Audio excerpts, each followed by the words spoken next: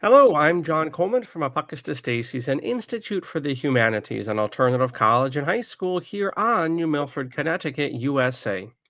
This broadcast, thanks to your generosity and recording, is the May 30th, Friday, May 30th installment of News with the Fetz. Today with James Fetzer, Dr. James Fetzer. He's going to bring us up to date on all the events, both national and international, and we're going to get a little bit behind the scenes with a lot of this. We week by week and bi-weekly we kind of get a little bit deeper than your typical news show, and we've no better man to do it than Dr. Fetzer. Before I turn things over to him and reprise my MC role here and get the news queued up on screen. Just one announcement about Apocatastasis, I think very interesting to the audience of this series, and that is an invitation to join our ultrasound autism connection webinar next month, led by Janice Barcello, and she's going to get into this. We talk about autism as regards vaccines, and well, we should. But Janice has another angle. Doesn't mean the vaccine stuff is off the table, but Janice has another angle, and that is the role that ultrasound plays in this scourge. So that's next month, and you can find out about that on our site. On Dr. Fetzer's site, I will also put this down below. Here's his proper site. You can get all of Dr. Fetzer's books. And then down below in the description, you will find the Give, Send, Go to assist Dr. Fetzer. Although he might bring us up to date with some court stuff, breaking if he wishes to, on that regard. Otherwise, I'm going to take the passenger seat here, and Dr. Fetzer, you have the floor, sir. Thank you, John. Always a pleasure. Let me just say, no, you can keep us, just us. And before we go to the stories, I want to give some updates. The books aren't available at my blog, but rather at moonrockbooks.com, moonrockbooks.com. Now, a breaking story. It appears that Texas Court of Appeals is going to reverse Alex Jones' conviction there.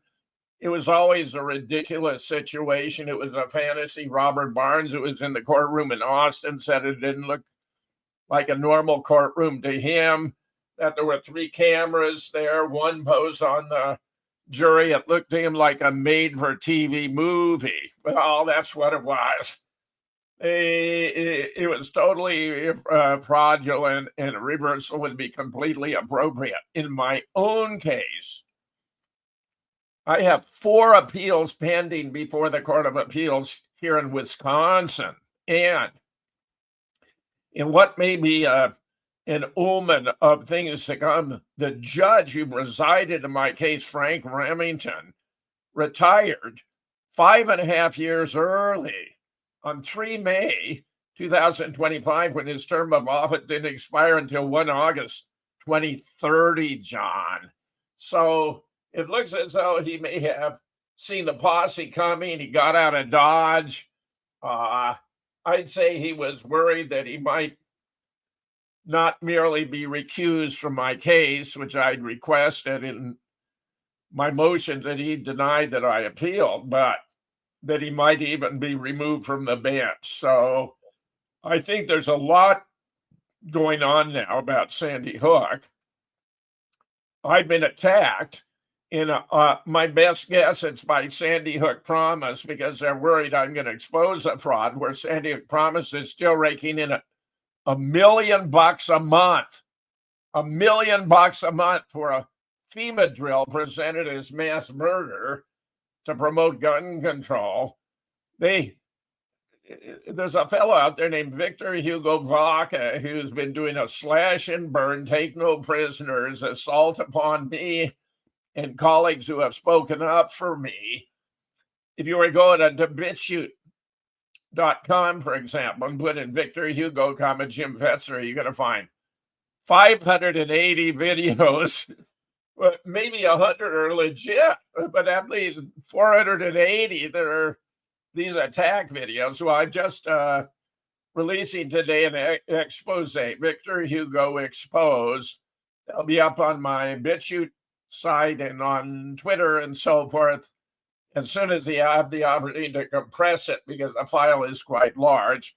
So look for that. And I just say, yes, if you want to support my ongoing efforts, which are now having to be directed to suits against the criminal complaint, actually, against Victor Hugo, because this is a form of harassment that is criminal, and suits against BitChute and Rumble for violating known terms of office and allowing these videos to stand, in spite of repeated protests and complaints, and even a cease and desist demand from me myself. Please do go to givesendgo.com/funding Fetzer. I'd be so grateful for your support. John, let's turn to the news. Great, and I will put that down below after we broadcast so people can easily access that. Well, the Chancellor of Germany has made the absurd statement that Ukraine can use Western long-term weapons on targets in Russia. Next, I think I can do it, John. Yes, here we go. Ukraine's Western allies are no longer imposing any range restrictions on the use of weapons delivered to Ukraine against Russian military targets, German Chancellor Friedrich Merz said Monday. There are no longer any range restrictions for weapons supplied to Ukraine, where Ukraine's allies had in the past restricted them.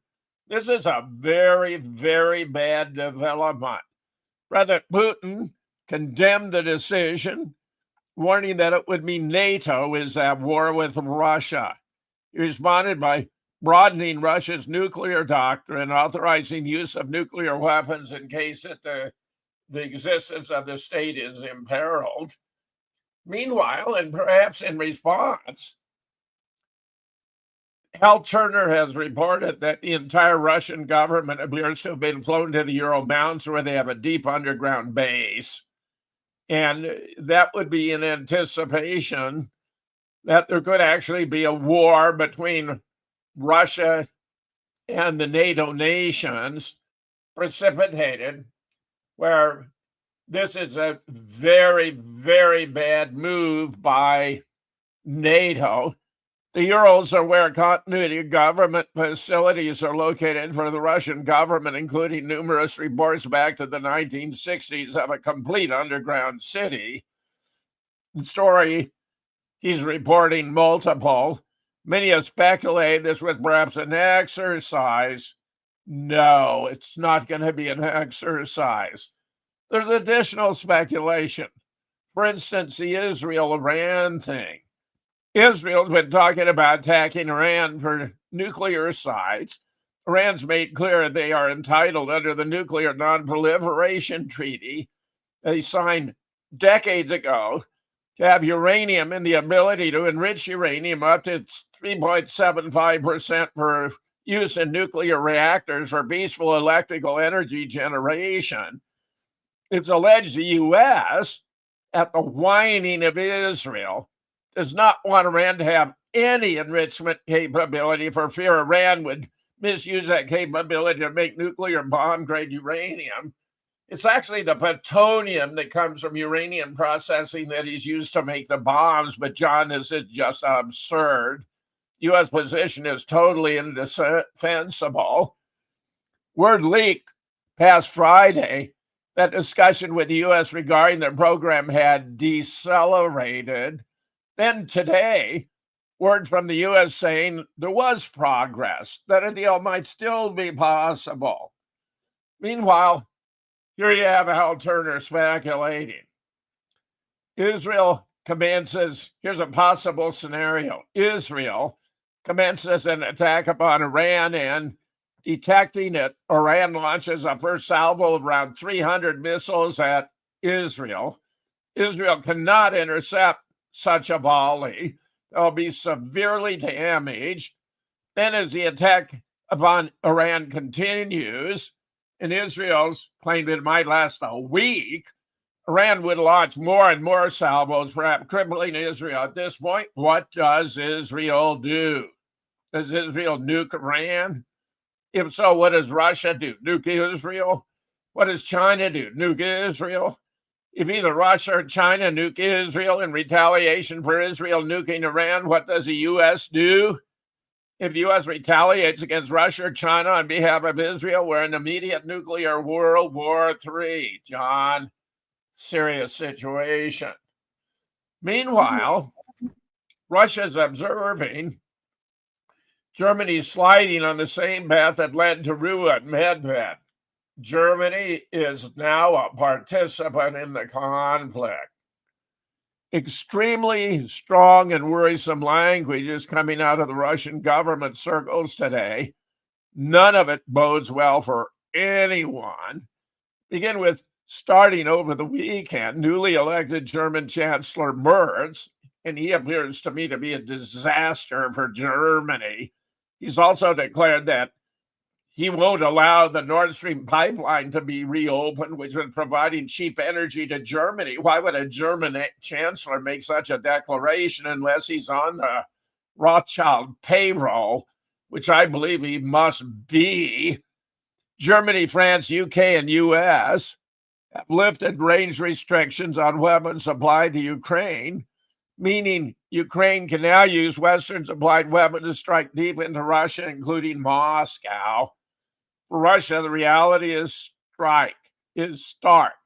If the West can tell Ukraine where to strike and where not to strike, then the West is a direct participant in the conflict. In other words, it's now more blatant than ever before. The Russians are clearly insulted. The Deputy Chairman, Dmitry Medved, declared regarding Trump's words about Putin playing with fire and really bad things will happen to Russia. I only know of one really bad thing, World War III. I hope Trump understands that. Meanwhile, Wednesday, German Chancellor Merz welcomed Ukraine's Zelensky to Berlin and announced another 5 billion euros in German aid. This is just insane, John, just insane. Worse, Taurus missiles supplied to Ukraine by Germany would have to rely on direct targeting programming by German military officers in order to strike a target inside Russia. Ukraine simply cannot program the missiles. The boss at state-run Russian media then began making it clear. Word in Moscow is if Merz uses German weapons to strike Moscow, and we all know that Kiev has no independent capability to operate Tauruses or other long-range missiles, then Russia will have no choice but to strike Berlin directly. Simple enough. Stunning. Thus, Dmitry added, Germany is already a participant in the conflict as equipment and specialists are directly fighting Russia. And these are not just military supplies in essence, but a full-fledged, not hybrid participation in the conflict. Medved continued, will Russia have the right to strike German territory in response to the launch of German missiles by German specialists? He finished with the most worrisome words spoken yet. If there is information that German military specialists are participating in the launch of long-range missiles at Russian territory, any decision on retaliatory actions can be made. It is within the competence of the Supreme Commander-in-Chief. No one can block the right to full-fledged defense of our country. And that, I think, would entail attacks on Berlin. To demonstrate how severe things have actually grown, the foreign minister, Sergei Lavrov, this is the most experienced diplomat in the world today, the most skilled diplomat on earth, responding to Merz's comments on long-range missiles for Kiev, stated bluntly, Germany is sliding down the same path that once led it to ruin. John, would you like to comment?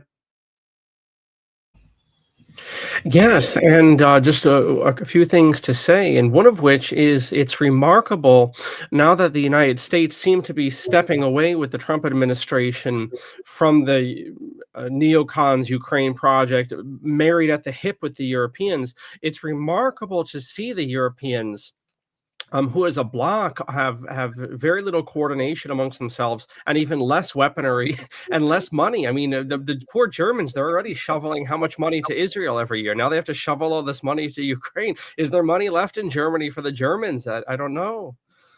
Um, but yeah, the recklessness. It's one thing to swagger around when you have something to swagger with, but this is delusional on the part of the Europeans, with the Americans backing off, and they're still acting the tough guy, acting as if it's like before the First World War or something. Like they have like clout, like it's 100 years ago or something.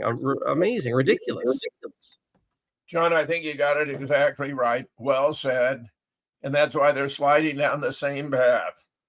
Now, former Israeli PM, enough is enough. Israel is committing war crimes.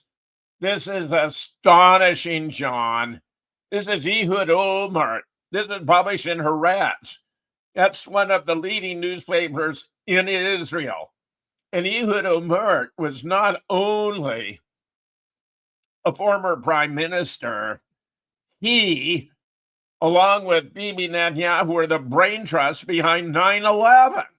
My research has shown it was Ehud Olmert and Benjamin Netanyahu who plotted out the idea of attacking the World Trade Center in order to justify American troops being sent to the Middle East to take out the modern Arab states that served as a counterbalance to Israel's domination of the entire region and eventually to confront the Persian nation of Iran. And may I say, many commentators have observed they've accomplished all but the final step with regard to Iran, which is very much in the works today. So this is really serious, amazing that Ehud Olmert of people, and I'd say he may be the second most respected political figure in Israel after Netanyahu himself, John. Stunning stuff. So let's go through a lot of this. Ehud Olmert's a former Israeli prime minister from 2006 to 2009, mayor of Jerusalem, 1993 to 2003. He was a member of the Likud party from 1973 to 2006.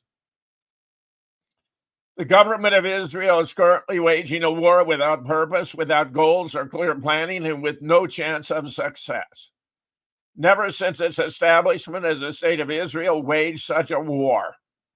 The criminal gang headed by Benjamin Netanyahu has set a precedent without equal in Israel's history in this area too. Think about this.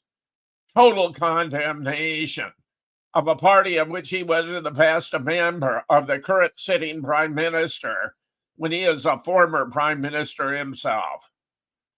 The obvious result of Operation Gideon's Chariot is, first and foremost, the confused activity of Israeli military units deployed around Gaza.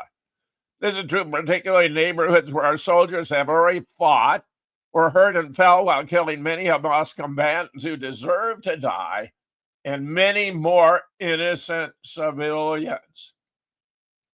Recent operations in Gaza have nothing to do with legitimate war goals. The government sends our soldiers, and the military obeys, to wander around Gaza City, Jabalia, and Khan Yunis neighborhoods in an illegitimate military operation. This is now a private political war. Its immediate result is a transformation of Gaza into an humanitarian disaster area. Over the past year, harsh accusations were voiced worldwide against the Israeli government and its military conduct in Gaza, including accusations of genocide and war crimes. In public debates in Israel and on the international arena, I've rejected such accusations firmly, though I didn't shrink from criticizing the government. The international media listen to all voices in the public debate in Israel.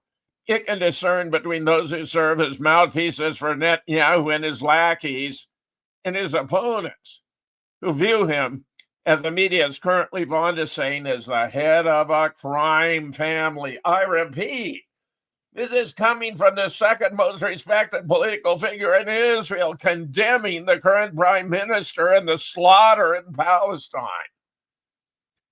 Often I disappointed interviewers when I vehemently asserted that Israel wasn't committed. This is his views from the past, where he was apologizing. Excessive killing happened, but I claim firmly and with conviction, in no case did a government official give orders hit Gaza civilians indiscriminately. He no longer believes that to be true. The great number of innocent civilian killed in Gaza were hard to fathom, unjustified, unacceptable. But all, as I have said on every media outlet in the world, resulted from a vicious war. This war should have ended by early 2024. It continued without justification, without any clear goal, with no political vision for the future of Gaza and the Middle East in general. The military, charged with and duty bound to execute government orders, acted in many cases rashly and cautiously, over aggressively. However, it did so without any order or instruction or directive from military top brass, to civilians indiscriminately. The terms genocide and war crimes are legal that very much refer to the intent or responsibility of people authorized to formulate the war's objectives, its content, and purpose, the boundaries of fighting, and limitations on the use of force. I took every available opportunity to distinguish between the crimes of which we have been accused, which I then refused to admit, and the carelessness and indifference regarding Gaza victims and the unbearable human cost we've been levying there. The first accusation I rejected, the second I acknowledged. In recent weeks, I've been no longer able to do so. What we are doing in Gaza now is a war of devastation, indiscriminate, limitless, cruel, and criminal killing of civilians. We're not doing this due to loss of control in any specific sector, not due to some disproportionate outburst by some soldiers in some unit. Rather, it's a result of government policy knowingly, evilly, maliciously, irresponsibly dictated. Israel is committing genocide. First, starving out Gaza. On this issue, the position of senior government figures is public and clear. Yes, we've been denying Gazan food, medicine, and basic living needs as part of an explicit policy. Netanyahu typically is trying to blur the type of orders he's been giving in order to evade legal and criminal responsibility in due course. But some of his lackeys are saying so outright, in public, even with pride. Yes, we will starve out Gaza, because all Gazans are Hamas. There's no moral or operational limitation to exterminating them all, over 2 million people. Israeli media outlets, each for its own reasons, some understandable, are trying to present a moderate version of events in Gaza.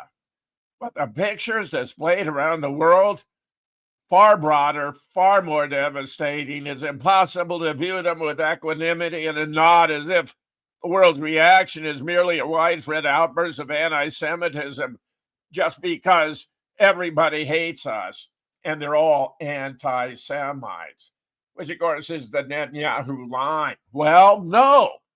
French President Emmanuel Macron is no anti-Semite. I know him well. I've been talking to him over the past few months.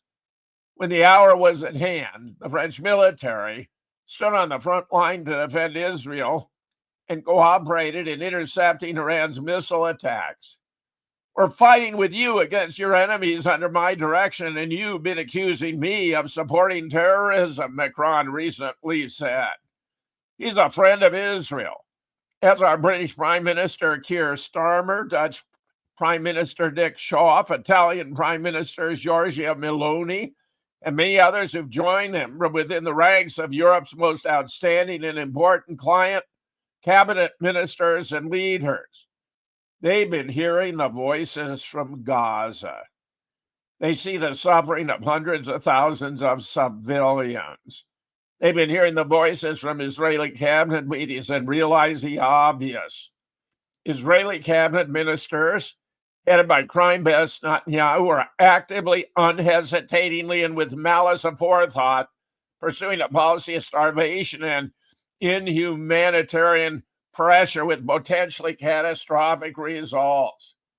Voices are already rising from Israel-friendly governments such as Canada, the UK, France, calling for concrete measures against the government, though these could cause grievous harm to Israel. Macron suggested a review of the association agreement between Israel and the European Union, a suggestion seconded by prime ministers of Spain, the Netherlands, and Italy. These latter two, unlike Macron, are both right-wing leaders, and until recently had declined any move that could have embarrassed Israel. These voices will grow. There's a risk that tangible punishment will be directed at Israel beyond steps by the International Criminal Court at The Hague, with lethal financial and diplomatic results. The Netanyahu government's choir of thugs and the poison that it has been operating with will immediately decry the typical that the Gentiles are anti-Semites. They hate us. They've always been against us. They support terrorism while we fight terrorism. In truth, these governments aren't anti-Israeli. They oppose the Israeli government. They believe the government has declared war on the state of Israel and its inhabitants, and it may have caused irreversible damage. I concur. I believe the government of Israel is now the enemy from within. It has declared war on the state and its inhabitants. No external foe we've fought against over the past 77 years has caused greater damage to Israel than what the Eitan Ben-Gvir, Netanyahu, and Benzil Smotrich-led government has inflicted upon us. No external foe managed to devastate the social solidarity that was the basis of Israeli society's strength in all existential tests facing it since 1948, as the Netanyahu government has now done and does. I will briefly repeat here what has already become accepted wisdom in a large part of the Israeli public. The government is unworthy. It cannot, nor does it wish to do what is good for the country and its citizens. It's entirely preoccupied with destroying any basis for internal unity. It's driven by some crazed enthusiasm to pit brother against brother, mother against child, soldier against soldier, punks and thugs against hostages and their families. It takes sadistic, sick, irresponsible, and merry joy in this, while, of course, failing to bring back the hostages.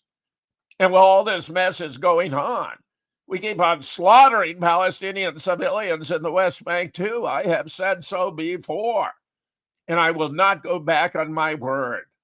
Members of the horrible Hilltop Youth are daily perpetrating heinous crimes all over the West Bank, while police and military units deployed in the area are turning a blind eye.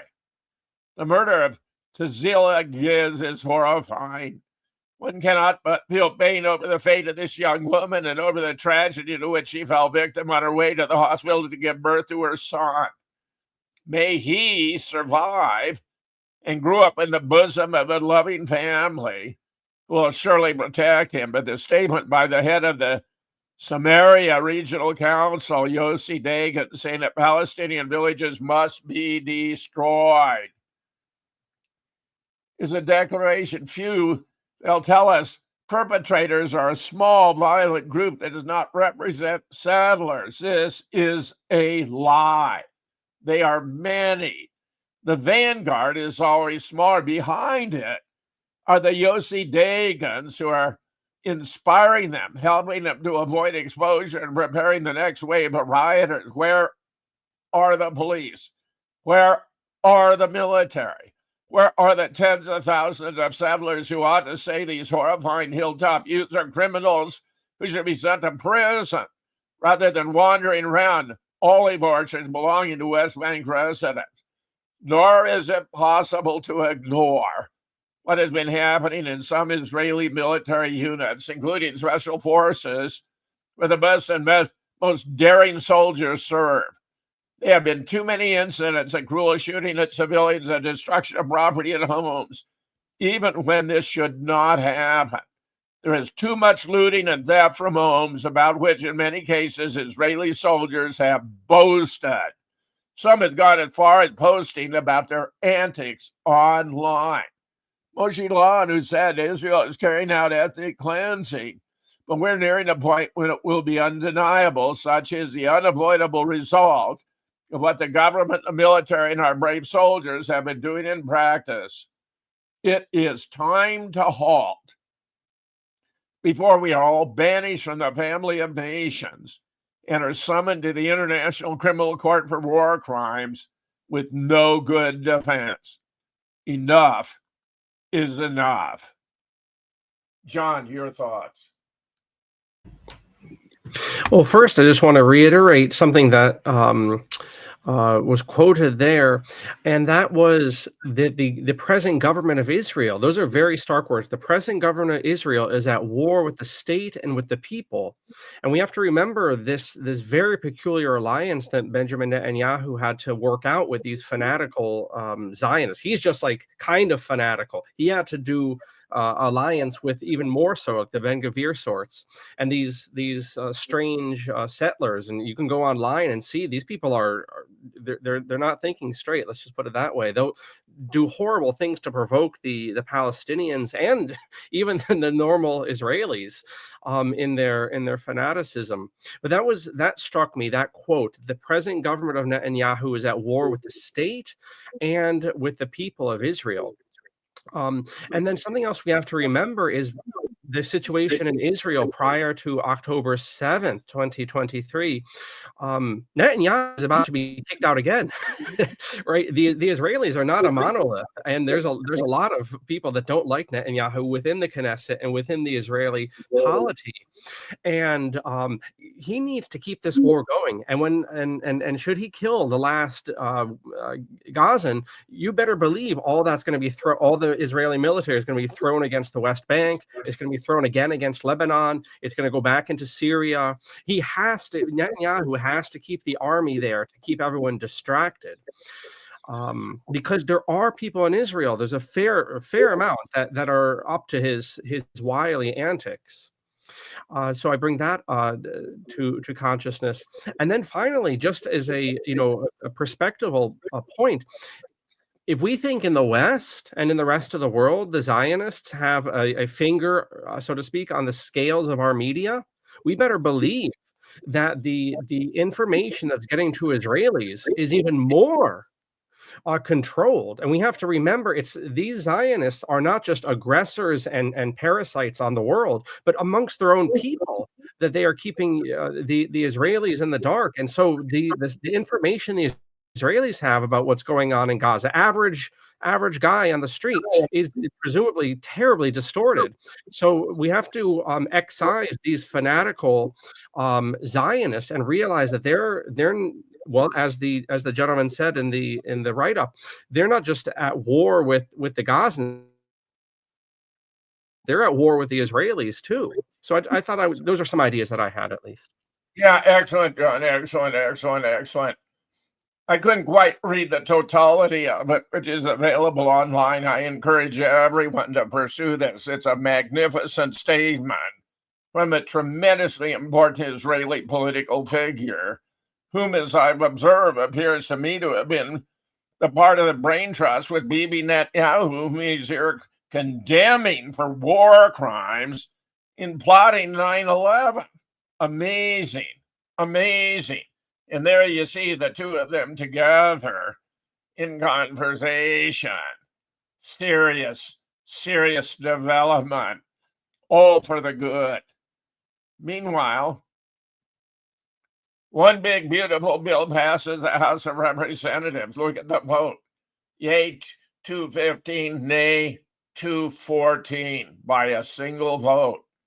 President Trump landmark one big, beautiful bill has passed the House. I voted 215 to 14 with one member voting present. The bill passed last night. This is a few days old. Among many other things, the bill allocates $140 billion for border security, including $50 billion for a border wall, and boosts military spending. No tax on tips, only in industries commonly known for tips. No tax on overtime or other major aspects of the Trump agenda. Hal Turner's remarks. This guy's very smart. For every good thing in the bill, there are several bad. The list is quite long. Of note, all the Dodge cuts were pulled out of the bill. None of the Dodge cuts were included, codified into law. None. All the work by Elon Musk and his team seem to have been for naught. The bill appears to still fund NPR, still funds a Green New Deal, is estimated to add $3.8 trillion to the debt over the next decade, according to the Congressional Budget Office, whose views on these matters are definitive. It really is a uniparty down there in D.C. Democrats and Republicans seem to truly be two sides of the same coin. It seems to me there is no hope at all of this system avoiding the complete bankruptcy of the nation with the ensuing debt. No hope at all. Meanwhile, John Rappaport, Trump's big, beautiful bill has this in it. As I've told you, I'm reporting on the good, bad, and ugly of Trump. This one is bad and ugly. There's a section of the big, beautiful bill that bans states from regulating AI for the next 10 years. That's like saying states can't pass and enforce laws against geoengineering or pesticide. Normally, I would say Trump is oblivious and doesn't know the section is in his bill. But he has to know because he's been hyping and pushing AI at every opportunity. If his bill is passed with this section in it, states must rebel. They can legally nullify federal laws that infringe on their constitutional powers and of protecting the jobs and livelihood and privacy. Think AI surveillance of state criticism isn't their right. They have no power at all. Imagine as AI accelerates, if application results in large numbers of people being thrown out of work. The states are supposed to stand by for the next 10 years and watch it happen. 10 years of AI advancement are equal to 100 years in other industries, as I keep warning.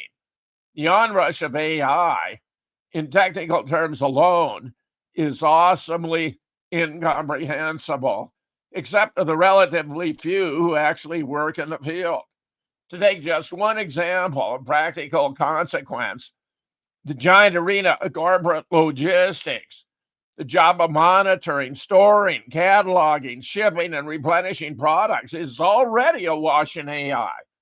New advancements will soon make it possible to perform logistics with minimal human support. That means many people could be thrown out of work unless the states keep AI in check. Meanwhile, however, GOP senators' big, beautiful bill falls short on debt. At least 4 Senate Republicans are saying they support many of the components of President Trump's big, beautiful bill, but they fear the House-passed legislation falls short of reducing annual federal deficits that are projected to keep growing, and say it's already creating issues in the bond market. I want to get a deal done. I support the president's agenda, Senator Rich Scott of Florida commented about the bill, reporting the Hill Tuesday. I support the border. I support the military. I support extending the Trump tax cuts, but we have to live in reality. We have a financial crisis. You saw the Japanese bond market in trouble. You saw the American bond market in trouble. Inflation is not coming down. Interest is not coming down. That means we got to balance a budget. Annual federal deficits are projected to grow to more than $2.5 trillion in 2025, up from $2.2 trillion this year. And some Republicans said they're concerned that if the bill passes on party line vote in both chambers, they will be blamed. Last Thursday, after the House passed the bill, the 30-year U.S. Treasury yield rose to 5.15%, the highest in 2023. Representative Thomas Massey of Kentucky, one of the two Republicans to vote against it, called the bill a debt bomb ticking. That'll dramatically increase deficits now, while promising reforms that remain 5 years away. Senator Rand Paul, Sunday, called the bill's spending cuts wimpy, indicating he will not vote for a bill he said will raise the nation's debt, in telling his colleagues that if the Senate passes the House legislation without making major changes, the GOP will wholly own future deficits. The anticipated deficit per year now will be $2 trillion for the next two. I think the problem for conservatives, if they lose their moral high ground, these will be their deficits. These will be GOP spending bill, GOP deficits. And there was no change in the direction of the country. He added there is nothing conservative in the bill about spending increases. We don't need another $46 billion for a border wall, Paul said. Senator Thom Tillis of North Carolina also called for more deficit reductions in the bill, telling reporters after the House bill passed that the Senate will need to do a little more work on finding savings to get close to deficit neutral. Senator Ron Johnson of Wisconsin, my own senator, of whom I'm very proud, was also spoken out about the bill, is calling for his fellow Republicans to start over on a bill returning the country to pre-pandemic spending levels that would be adjusted for population growth and inflation, calling the House bill spending reduction measure a joke. He also said, while proposed reforms to Medicaid and supplemental nutrition assistance program would reduce spending by $880 billion, that would only result in real savings of less than 1.3%. Senators Susan Collins of Maine, Lisa Murkowski of Alaska, Josh Hawley of Missouri, Jerry Moran, Kansas, say Medicaid reform would threaten rural hospital finances. Murkowski, Moran, Tillis, and Senator John Curtis of Utah also said repealing renewable energy tax rates will destabilize the clean energy industry, which could lead to job losses. Meanwhile, Ron Johnson, no way I'm voting for federal spending bill. Senator Ron Johnson says he won't support President Trump tax reform bill because of the trillions of dollars it adds to the national debt, and said he has the votes to hold it up. In an interview on MSNBC last week, Johnson said he didn't care if his planned no vote upset some in his party, saying he wants to set a serious reduction in the nation's debt and annual spending. He reiterated that stance Sunday, saying he wants to see the nation's spending set back to a reasonable pre-pandemic level. I'm concerned about my children, my grandchildren, the fact that we are stealing from them, Johnson said. $37 trillion in debt, and we're going to add to it as Republicans. That is unacceptable. And that's why there's no way I'm going to vote for this bill in its current form. By a single vote, the House late last week voted to extend the tax cut passed during Trump's first admin in 2017 to do that. Republicans in the House have proposed seeking $880 billion in cuts and changes to Medicaid and other programs, poverty assistance programs like food stamps. Even with the cuts, the bill's expected to add $3.8 trillion to the nation debt through 2034. The Congressional Budget Office estimates. Other Republicans say the estimate is overblown and doesn't take into account future growth they anticipate the tax cuts will spur. Democrats are united in their opposition to the bill, but some Republican fiscal hawks like Johnson are breaking ranks over the effect on the budget. Others see the bill as a liability with competitive re-election years on the horizon. The budget bill anticipates savings would come partly from adding work requirements for recipients of Medicaid and food assistance. The changes would require able-bodied people under the age of 65 without children to confirm they are working at least 20 hours a week to reduce government health insurance.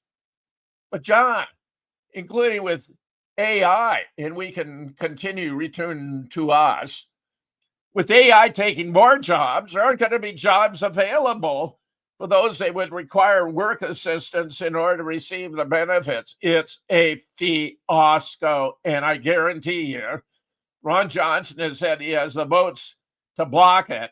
It's not going to pass. Yeah, I can't make heads or tails. I'm almost how do you say, wistful for the Obama bailouts. I mean, those seem like the days of innocence.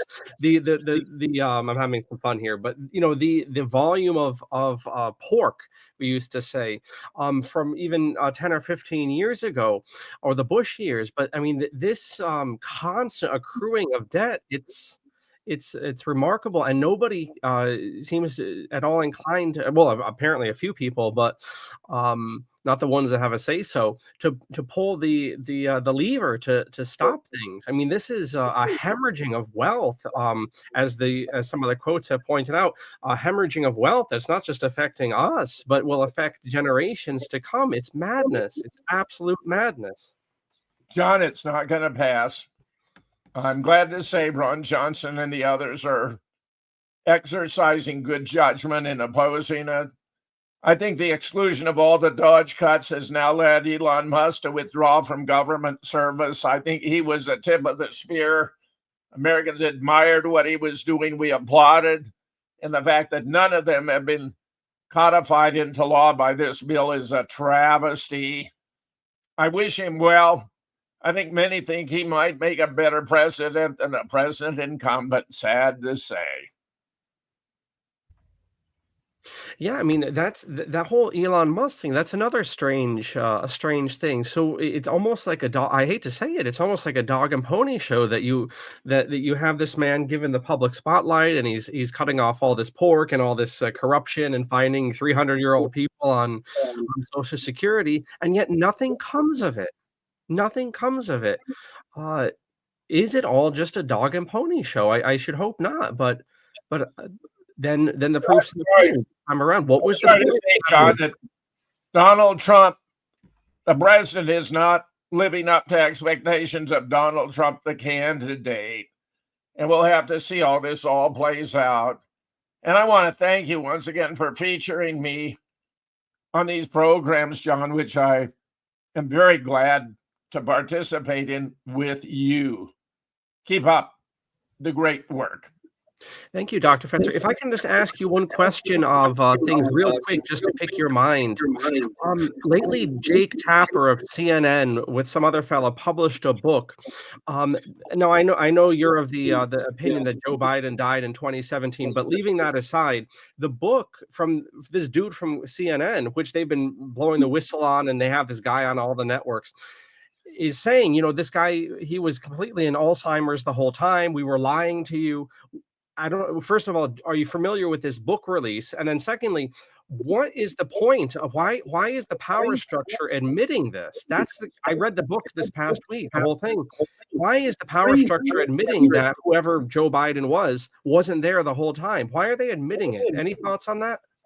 Sure, it's no longer possible to reject. This is like J. Edgar denying the existence of organized crime until the Joe Malachi hearings, where he detailed it out in such specificity Hoover could no longer deny it. The Democrats can no longer deny the obvious. And get this, it turns out Elizabeth Warren was controlling the auto ban. It was she who was responsible for making all these executive orders signed with the auto ban. Frankly, I believe they're all illegitimate. They're all invalid. None have any legal significance. The consequences, I think, potentially could be immense. John, I'm glad you asked. A final question for my final thoughts. Great. Thank you for that, Dr. Fetzer. I know you have an appointment that you're up against, so thank you for your time, and thank you to the audience. Please check out Moonrock Books. Also, Give, Send, Go for Dr. Fetzer. That will be down below in the description, and then head over and check out our stuff at Apocatastasis. Dr. Fetzer, have a great day. Thank you for your time. Thank you, John, so very much. My pleasure.